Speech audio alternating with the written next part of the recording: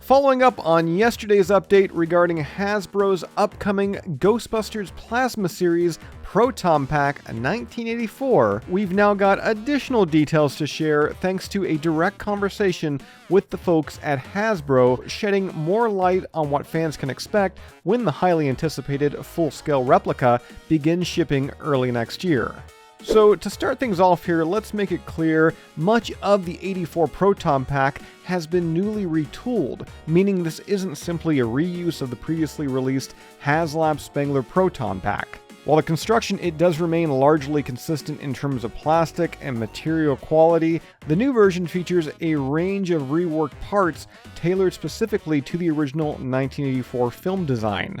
Hasbro has also confirmed that the final product will differ from the images shared earlier this month. In fact, in response to fan feedback, adjustments have already been made, most notably the small round discs beneath the booster tube have been retooled, and removing what some fans referred to as dimples. Additionally, the switches that were located inside the cyclotron of the HasLab Spengler pack, used to toggle modes and activate the rumble feature, have been completely removed. While eagle-eyed fans may have already noticed the omission in photos, we sought official confirmation from Hasbro. And with this, the new pack, it's going to feature only the lights and sounds from the original Ghostbusters, which is fitting given the product's focus. Now, as we mentioned in our initial coverage and pretty much all subsequent features since then, this release is $100 less than the HasLab version, and some omissions should have been expected. Additionally, while Hasbro hasn't directly stated it, and this is merely an opinion, my opinion, I'd wager that some of these changes were made to maintain the exclusivity of their HasLab campaign further, ensuring a clear distinction between the two releases. Again, that's not Hasbro saying that, that's what I'm thinking. I could be totally wrong in that, but I'm just throwing it out there.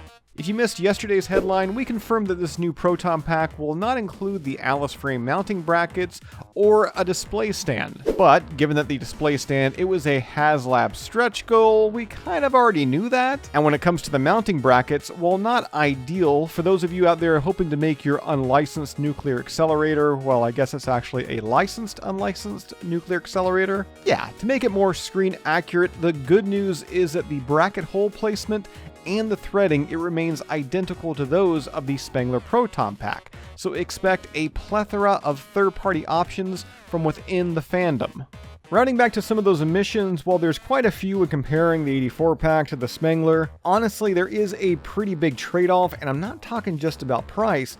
It's the fact that the 1984 Proton Pack, it does support USB-C power. And with that, you're going to be able to run this Proton Pack continuously. That is until you manually power it down. For those that don't have a Spengler Proton Pack, yeah, that rendition there, it would time out after 3 minutes of inactivity. So I think with this video, there's quite a bit to digest, and I want to know how you're feeling. Me personally, when it comes to the functionality of the pack, I prefer the 1984 lights and sound effects, so I'm cool with this version only having those. Yeah, I'm gonna have to go third party to find some mounting brackets to slap on an Alice frame, but that's not gonna cost too much at all, and I'm sure, again, there's gonna be countless options out there from within the fan community. And then to hear Hasbro, they are listening to fan criticism, they're making changes. I'm really looking forward to seeing what this pack is going to look like when the next prototype is shown.